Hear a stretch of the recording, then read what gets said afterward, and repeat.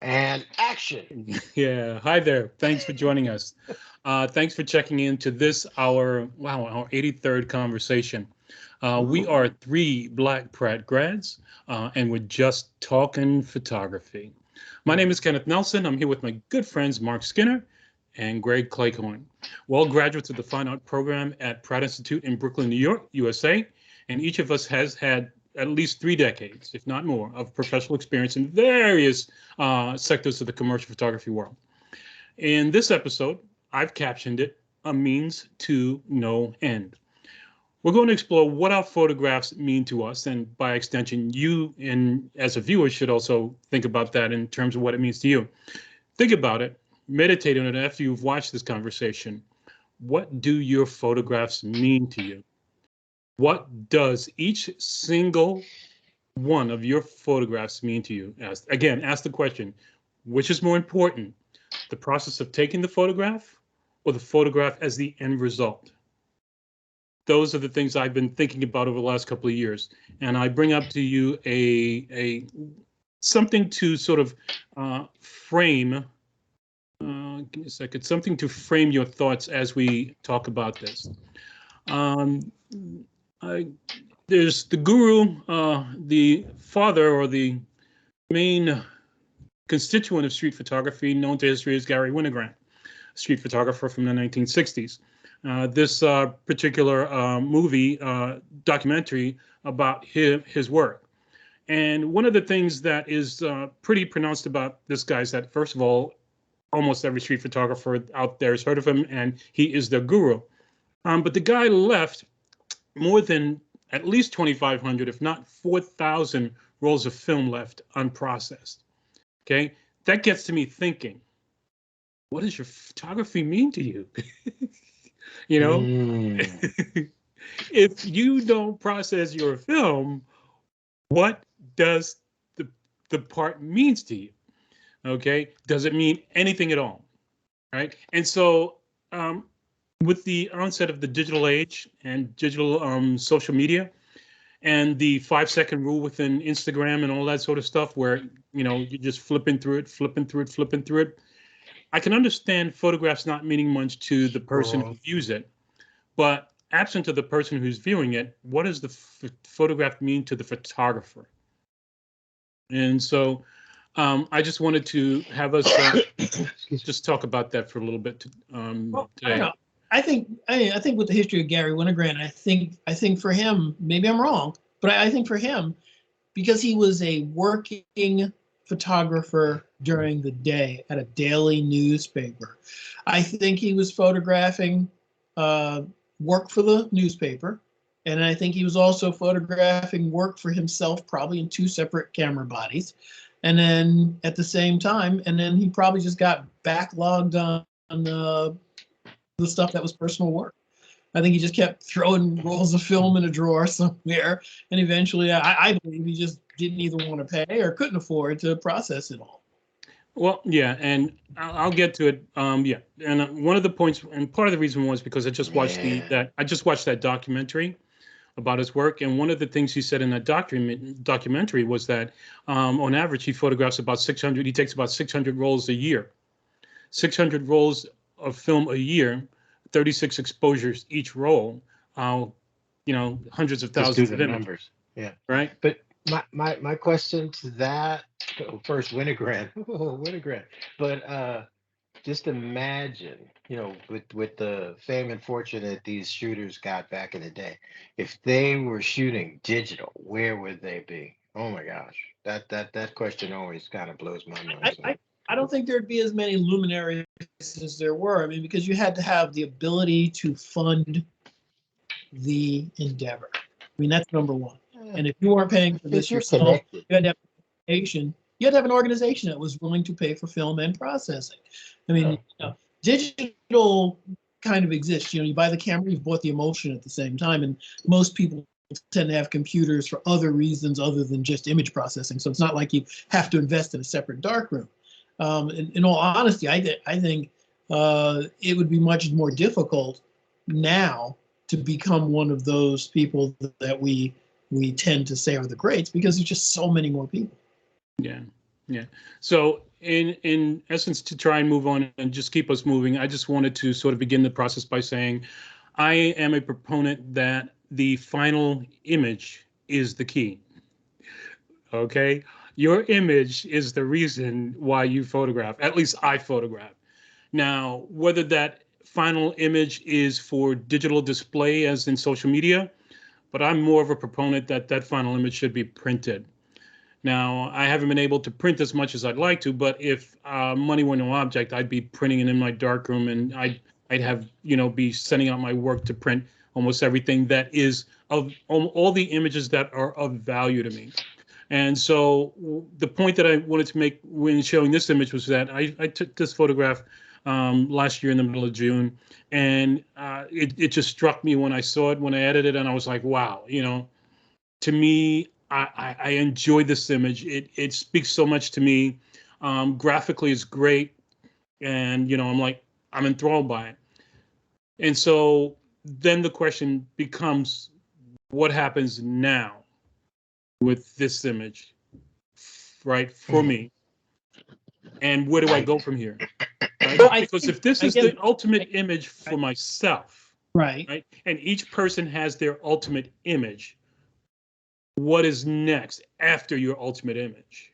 So what you're wondering is this your final viewing medium? Is this the end of the line for the execution of this image, right? So is this to be a print? Is it to be a mural? Is it to be a billboard? Is it to be just something that's seen on a phone as part of an advertisement? I mean, or is it just a piece of artwork that is printed in the same silver halide tradition and placed on a wall in a gallery or a museum? The question is, as a photographer, as an artist, what is your final intention? Do you see this work? I mean, it was easy before because we all knew whether we wanted, we would sit and say, well, this is a 16 by 20. Uh-huh. Or better the image, the bigger the print. in the analog world of we knew how we wanted, and then pretty much the sharpness, the grain structure of what we used initially, the media available, they had so many more limitations that we kind of went, well, this is okay as an 8 by 10, or hey, this is just a work 5 by 7, But I think now it's tough because we see so much on the screen, and the screen is the end result. Is there a need to print some of this material? Yeah, but that is granted. But what I wanted to do was really focus on the need to photograph any further once you've reached nirvana with your photography. Visual nirvana. Yeah, that visual nirvana that says I'm done. I don't need to do this anymore. I've reached the pinnacle of where I can go because With that image, or with whatever image you deem to be your nirvana image. Got it. Right? Okay. And what is the next step for you? Right? And because what I want to do is, because I think I've tried to touch on this in previous episodes. Episode 6, your photographic mission. Episode 15, how much do your photographs mean to you? Episode 20, emotional connection to photography. Episode 21 and 22, your photographic intent. And episode 61, where's your passion? Okay. All these things refer to what does your photograph mean to you in a world of disposable things. Is your final image really disposable? Is it going to live with you day in, day out for the next 30 years? Or is it going to be snuck away somewhere where you really don't see it for every 5 years or so? And that's fine with you. But if in the interim between every time you see it, you're looking at your other images and doing more photographs, then that sort of disqualifies your nirvana image as being a nirvana image because you're still searching for something. Does that make sense, or does that make no sense at all to you guys? I think a nirvana image, you can have more than one nirvana image. Okay. You can have like a cache of, images that can't get any better. You captured such a moment that it just doesn't get any better. But then you can be, out and about and see something else. And like you did a series on the reflections. which this one is kind of reminiscent of it, but that shot that you showed is a very New York City shot, you know, Hmm. the underground people. Hmm. But there's so much light and so much energy in that shot that it seems like the walls are glowing, you know, and that doesn't happen every time you know raise your camera to your eye to see. So um, there's just something very, very tactile about this and rich for the eye. So it's hard to, you know, say it's not a Nirvana image when, you know, when you, what keeps you shooting is that there are more Nirvana images out there for me. Ex- So that's how I feel. well, exactly. So, right. So that's sort of what I guess I'm getting at, because I think there's this unreal expectation. Well, not an unreal expectation. There's this sort of, you know, that saying, your greatest photograph is the next one you're going to take. Mm, yeah, You know know, that. What are you I saying? think a lot of people Your fall greatest into the photograph? mantra. I'm sorry, more. Go ahead. Can you repeat that? I didn't quite hear it. Ye- No, I was saying, can you repeat that? I didn't hear it. Yeah. So I think there's the saying that goes, photographers, a lot of photographers are asked, what is your greatest photograph you've ever taken? And they say, the one I have yet to take. Ah, yes, Right. I And I'm understand. thinking, my goodness, so I mean, you'll be photographing forever. So to me, that is an indication for that particular person that it's not the end result, it's the process of photographing that's the key for them. Right. Mm. So they're well, I going to mean, shoot forever. well, you know, photography had a particular process before and has a new process now, right? And then you have to decide if you, first of all, enjoy the current process, right?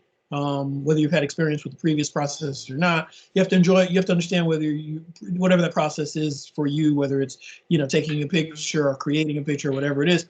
And then you have to decide what is your intention, right? And then as you photograph, are you achieving or surpassing your intention sufficiently to justify continuing the process? You know, You know, that but that's really what you.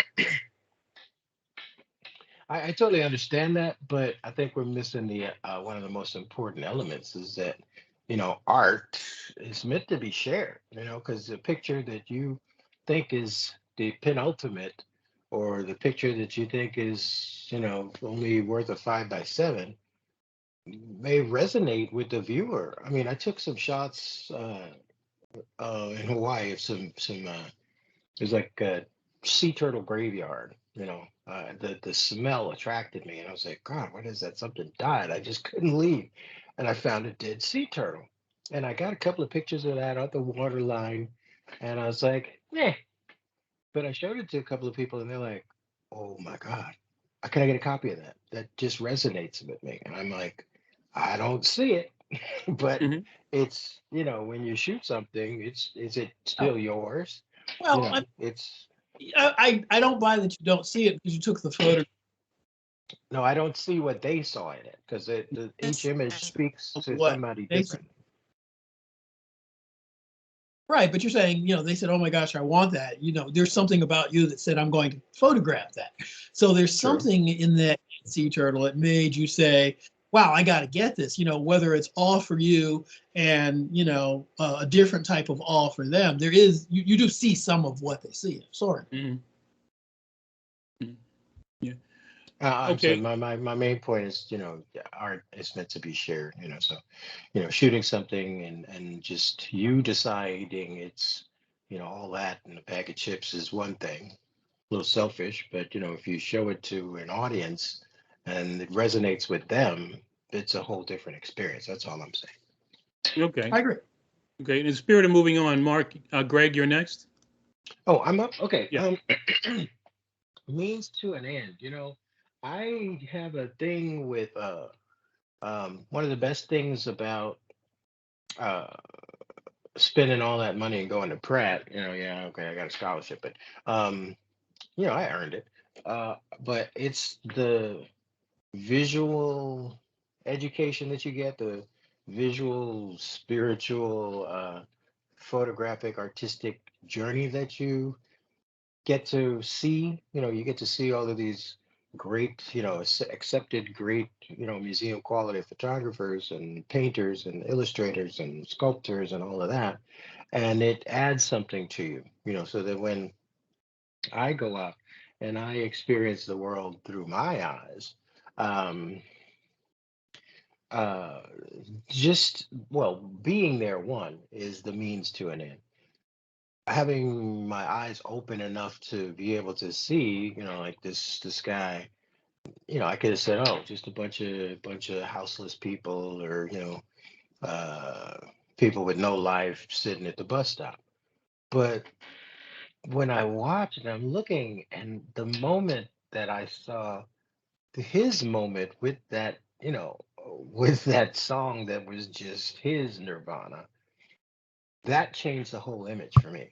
And I was just glad that I was there, and that my eyes and my heart and my my spiritual journey was open enough to see that, and I was quick enough with the camera to be able to capture it before, either he saw me or the situation changed. So um, I think that whole visual catalog that we get when, through experience, and through I won't say the Pratt experience, but um, being introduced to all sorts of mediums of art, and good and bad, um, changes you, the artist, the photographer, to be able to see the world through your eyes. And I enjoy, you know, um, oh, your street scenes are amazing, Ken. The way they have the people, what would you call it? The closeness, or the way it's just like just humanity, like right in front of the lens. It's stacked Very up, much. and there's no getting beyond this massive humanity. And if that's all it was, if it was just random, but the things you capture in that, people holding hands, people, reading their phones, people biting food, the way it's captured has as much to do with uh, what's being captured as it is for me, as the excuse me, as the end product. Like Hmm. this guy, and his boombox, and he's just, eyes are closed. He is just gone. He is totally taken away by the music. Okay, go on to the next one. And like this. I mean, it's like we've been to countless museums, getting an idea of how people use light, and structure and figures and whatever, foreground, background, composition, da, da, da, da, da, da. But for me, means to an end. It's kind of just scrolling in the background when I'm out shooting, and then I'll just set it up, bopping down the street, and then I see something like this where it's like, oh my gosh, look, the depth of field. The background is out of focus by itself. There's nothing I have to do.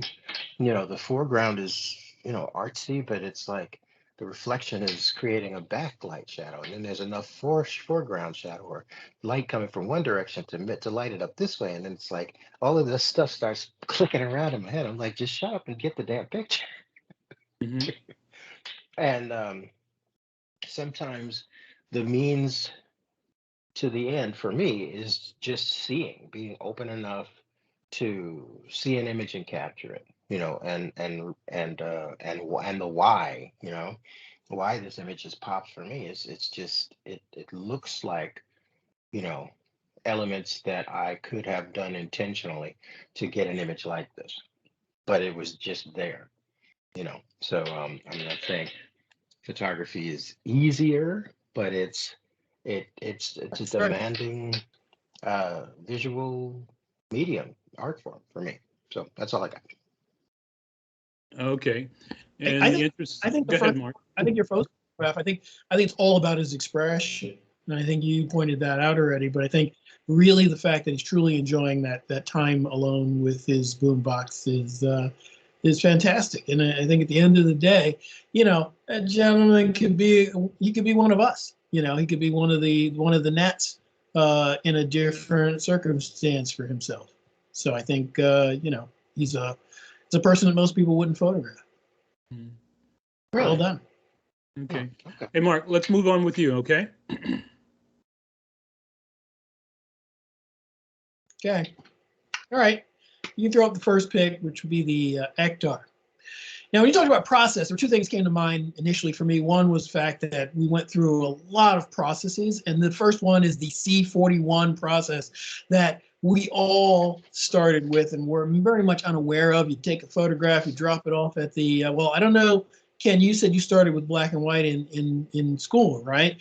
But I Yep. know seeing family photos, right? When I was a very small child, my older brother had a Polaroid camera, and he had one of those swingers, and that was really kind of fun. But that became expensive, so we kind of went back to the Kodak Instamatic.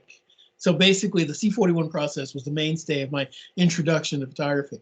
Very unconscious of it. You take a photograph, right? You knew there was film in it. It would get dropped off somewhere. It'd be processed a few days later. You get a bunch of pictures, either 3.5 by 5s or 4x6s. That was the first part. Was what is the process of creating a photograph, something you don't really see or hear about now. And then the second thing that came to my mind was the idea that in this photographic journey, I hate to use the word journey because it's a kind of overused, but in this photographic journey that we have all been on, we've seen two systems of image making. We've seen the analog, we've seen the digital, but we studied a tremendous amount of chemistry, photochemistry, either independently or in school, and how to manipulate these processes to get the optimum results, or at least the results we wanted. And we also, like I said, it started with me for C4 when you go to the next one, but the mainstay of that was, the go back one, was Tri-X, right? And so with Tri-X being introduced in art school, right, to me, I don't know about you guys, this was the cornerstone of the street photography aesthetic that they taught us at Pratt. And the process of learning how to see images without artifice, right? It was without the idea of, okay, I'm going to put a light, I'm going to put it over here and drop it somewhere. And I'm a huge fan of that. But the core of the artistic photographic experience is the idea that in nature or in street or in real life, you see these juxtapositions of light and shadow and people and things, and places in a way that if you record enough of that intellectually, it will inform what you do later, particularly when you are left so much with a blank seamless, so to speak. And then you have to figure out, how do you position an item on a blank piece of seamless? How do you light it to give it the optimum visual experience for your viewer? Now you go to the last one, because I want to make this short, is, like I said, started with the color and just regular processing. And then when we went Okay, to school, you and we broke became, up for a second there. I didn't understand your premise there. What did you say? oh, I said, well, we started with color images. Right? We started with color images. And while we were in this training portion of our careers, and we primarily worked in black and white, we would be adventurous and photograph with color film and process color film, and maybe even make prints with color film. And that was a big deal for us, to make a color print of an image. I mean, that was huge, huge. As a matter of It's a fact, I think newspapers, nightmare. well, newspapers didn't even become color until the early 2000s. I mean, that's how prevalent. I don't think people understand how prevalent black and white photography was, even within this century. I mean, what probably wasn't probably till about 2001, maybe, right? That it started. You started seeing newspaper, maybe 2000, maybe 1990 something. You started seeing newspapers. USA Today, Right, but USA first color. Today was an outlier because it was a national newspaper. But the New York Times, the Boston Globe, and Wall Street Journal, all these huge papers were not in color. And I thought it I was think really the interesting. Times was the last one to come on board for color. But go I ahead. believe, I believe it. I believe it. But I think it's really amazing how we started with C41 in our lives. We weren't starting where black and white was primarily the photographic medium. I think maybe when we were infants, but pretty much by the time we were cognizant of all of it, it was color. And then we became serious and started to learn these black and white film processes. And then later on, we had to learn this digital process where color became the de facto standard. And now we're kind of fighting to get back to a black and white aesthetic, and even the manufacturers are creating monochrome cameras as a specialized segment of the digital camera market, so that we can kind of return to the black and white aesthetic. Because Who is returning to black and white aesthetic?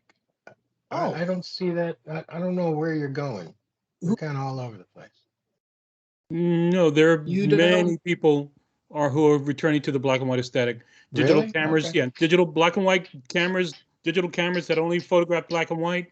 All these street shooters who are going back to shooting film again, they're shooting black and white film a lot, but again with color intermixed. So yeah, and their level of experimentation I've been seeing is much more than we were, Right. because we were just shooting with maybe 3 or 4. We would experimented with 3 or 4, and that was it.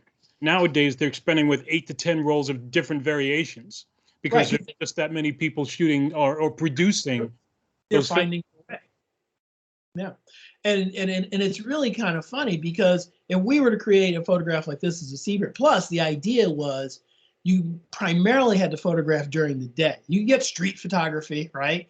And we get rainy day photography, but very rarely did we have people walking in where you can see the shine on the street, the lights in the windows. You can see the people, with their various umbrellas and vendors.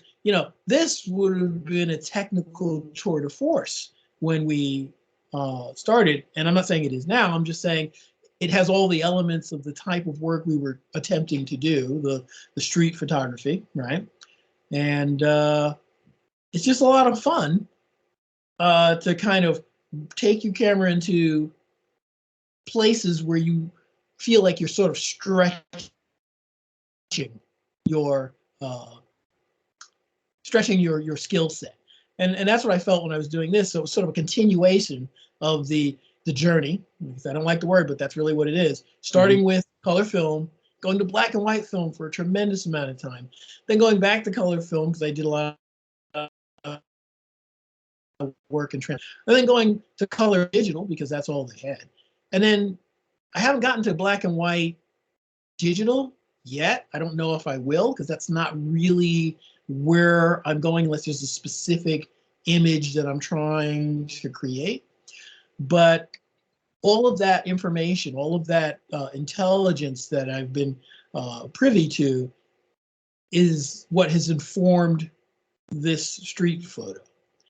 And a big shout out to those of you who are fans of the Benedict Society, because if I'm not mistaken, Rainie's teacher was Miss Paramore, and I would say that she had a very maternal relationship with him. And there you go. It's Rainie. Is this your photograph? Of course, that's my photograph. Okay. Anyway, I don't know. This is some person that's on the street, very nice person, I'm sure. But at the end of the day, it's a street photo that I did at night in the rain with that little Leica camera, and it was a lot of fun. And I just wanted to say that my personal process, right, and this was maybe 2 weeks ago, has been a variety of photographic genres, but it's a continuing process. I'm still learning, I'm still experimenting, I'm still working. So Well, you'll what you see. sound like you're describing is a journey. I know the word is used a lot lately, but I mean, it took you a long time to get here or to get there. So Right, and that's kind of my point, is that it takes a long time and it took a lot of money with film and processing in the early days, but it takes a long time to get to the point where you kind of put it all together and create a photograph. Like I said, I'm not trying to say it's the best photograph ever created, but it is sort of a fusion of everything. Like I said, we never photographed really at night a lot. I mean, some people did. Ken did a whole series, the Harlem Nocturnal series. It's fantastic. But, just a lot of street photography at night, you don't really see a lot of it. Yeah, yeah. So guys, in order to really cut this down to a really concise sort of 35 minutes-ish thing, I just wanted to actually post this question to you, and if it could be answered in one word, I'd appreciate it. Okay. Cheeseburger. No, if okay, and it has to do with our conversation. So for me, my ultimate goal is to have a 20 by 30 color print of my images. That would be my ultimate goal, a 20 by 30 poster size color image. Like that's more than one word, but I'd like each one of you, Mark, go first.